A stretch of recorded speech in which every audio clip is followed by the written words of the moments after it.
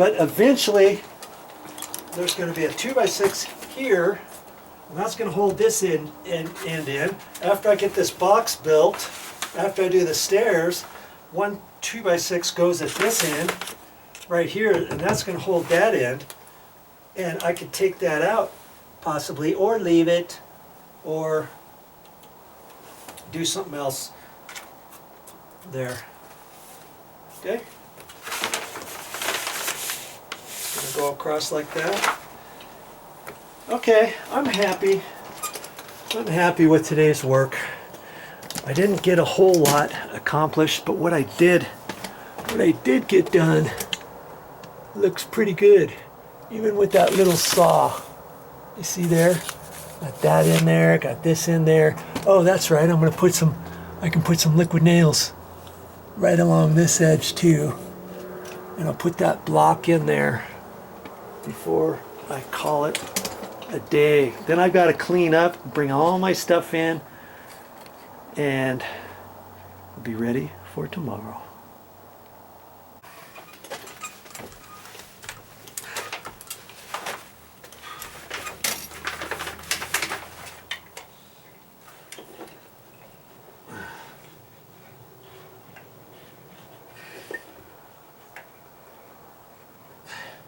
If you're building this from scratch, you wouldn't have to use liquid nails as much as I'm doing. But I want this cavity to be nice and strong, because I don't want the stucco to crack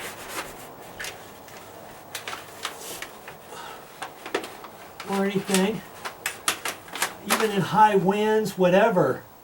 I want this to be as strong as it was before this dry rot ever happened. And by Joe, it's gonna be when I get done with it. Yeah. Okay.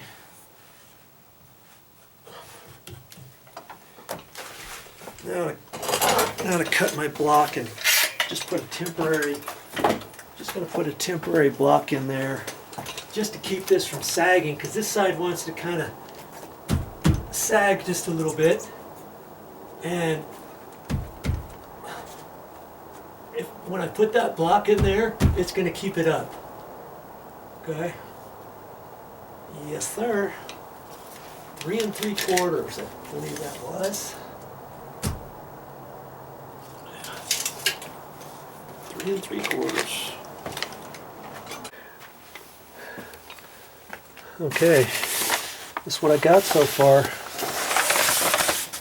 Got it liquid nailed up there, got my bracket in there, got the 2 top plates in there, ripped them to fit them in there, got the bracket in there to hold it up,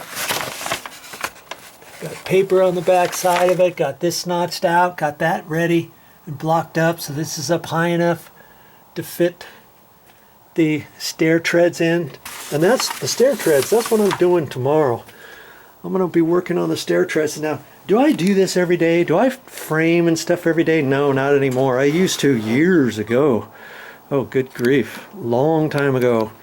And so I just want to show you step by step. You can do these things. You're not going to be the quickest, and I'm not the quickest either.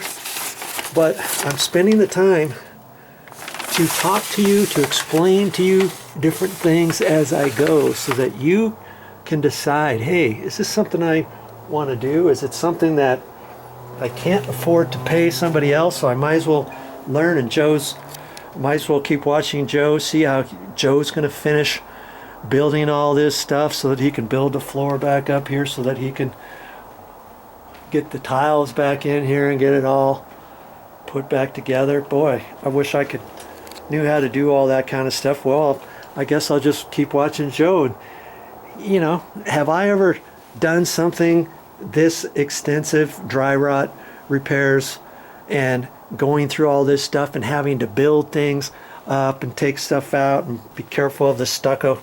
No, not really. But I'm showing you the different ways that you can do it. Okay? That's going to be a feat in itself. You're going to like that. And as I go, I'm not going to I'm not going to show a clip on every single time I use a saw, or every single time I put paper on a piece of plywood or anything like that, but I'm having to give you the steps today on giving you a thought process of, oh, that's why he did that. That's why he put paper around there and let it stick down.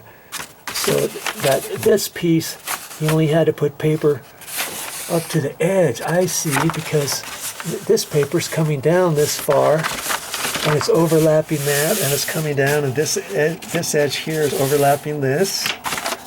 See? And then that's going to fold over like that.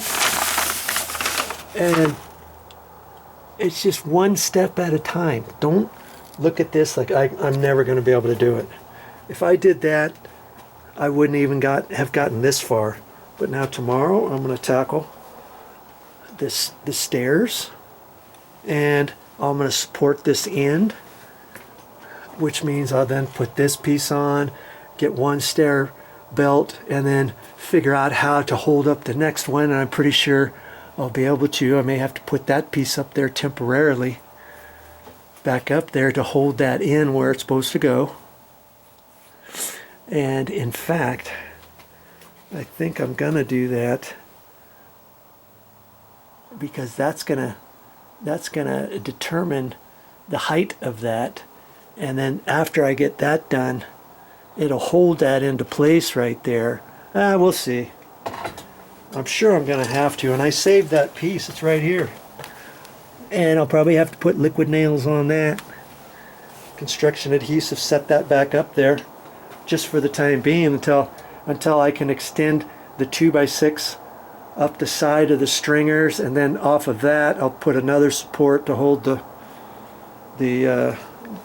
4x12 stair tread on that end. It's, you know, one little thing at a time. We'll get it. Keep watching, and I hope you're learning new things, what to do and what not to do. Well, that's all I got for this time, but I'll be back with more videos.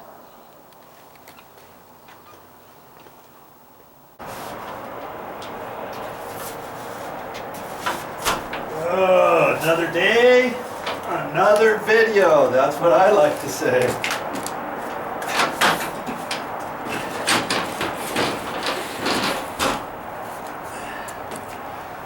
Ooh. What are we going to talk about today? What am I going to show you today? I'm going to install those two steps. These big steps here, I've got two of them that go in there. See where the notches are? Where the stucco is? Right there and right there. I'm going to put those in today. And somehow I'm going to do it even though that the stringers, that's a stringer that goes all the way underneath the stairs. That one and that one, those are cut off, aren't they? But I'm still going to be able to install those stairs. Hey, yes. And I'll show you all that on this video segment. If that's what you want to see me doing that, so that you can figure out how to do it on your own, stick around. Well, I think I'm just about ready to huff that 4x12 over here. And I looked on here. Remember, we have the this little hanger here, and they also screwed one up against the stucco wall. See? And this was all dirty, and the stucco was out a little bit, so I scraped that off. Used my wire brushes here. I also scraped that one off, getting ready, and there was a slight little hole there, so I filled that up. I made sure there was some liquid nail construction adhesive on here. I scraped all that off to make sure it's all fine. This edge here, I scraped all that off. You know, just with the putty knife. Yeah, you can do that, or a sheetrock knife with stucco if it's just a little bit. So I've got this next one cleaned off and everything. Got my block in there. I'm gonna have to move that block, and then it should fit right up in there. And then each one of these is like an inch. Oh, I forget what it was. An inch and an eighth. So see, once I put this one up, and I checked these on down here. Each one was about an inch and an eighth. And once I push it in here, I can double check that, and it should be the same across there. And then this riser piece here comes up in the back, so I know I've got to have at least an inch and a half gap right back in there. And I'll double check all those measurements before I attach it. Okay. So I think I'm ready. And let's talk about these. Let's talk about this beam here for a minute. I've got two 4x12s. These are 4x12s here, meaning 3.5 inches wide, 11.25 inches tall. That's just what they call a 4x12. I had them cut them at the store. I already pre-measured it, so I don't have to cut that. But had I have had to have cut it, I would have to cut half of it on one side and then flip it over and cut the other side with the saw, because my blade's not that big. Even a commercial type skill saw 77 worm drive saw won't cut all the way through that. Okay, so I had those two measured, and they were a little less than 6 feet each, 5.5 feet each. So I needed a 12-footer. So I went to the store, told them to cut it out of a 12-footer, and they didn't have a 12-footer. They had like a 16-footer. And so they cut those two out. I asked them for the scrap, and here's my scrap piece right here. Oh, look at the little guy. He's wanting to help me. Where is he? Oh, there he is. He's wanting to help me today. And so they gave me the extra piece. I didn't have to pay for this piece at all. This is a little bit over 4 feet. They just gave it to me. That was nice of them, huh? Now, most of these are number 1. It's a Douglas fir number 1. Okay? And that's just normally what beams are. The 4x12s are number 1s, and the rest of the Douglas fir material is number 2 or better, they call it. So it doesn't necessarily have to be a number 1 for the Douglas fir. 2x6s, 2x8s. See, there's a 2x8 piece, and then I've got all these pieces were 2x6s. Okay, I didn't need any 2x4s. So I'm going to have to figure out which one I want for that first one, which side is going to face up and which side is going to face down, because it's kind of rough sawn on that side, and this side is kind of rough sawn too. I'm just going to have to kind of look and make a determination which one I need. And interestingly enough, Home Depot, I thought they were going to have 4x12s, but they didn't. They only had 4x4s and 4x6s. I went over to Lowe's. They had 4x12s, but only 8-footers and 12-footers. I could have cut a 12-footer in half over there, but they didn't have any in stock. And for some reason, they didn't have a saw to cut it. Sometimes you go to a place and they'll cut these for you at the lumber yard. And so I went to another lumber yard where they had them. Sure enough, they got it on the forklift. They took it over there. They chopped it off in their big, huge saw. So I know this is nice and straight on both ends. And I'm ready for my project, okay? So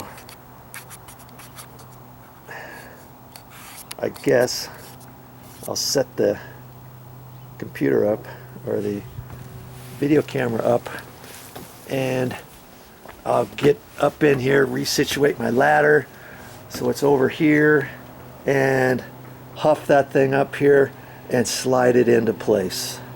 Okay, that's my next step.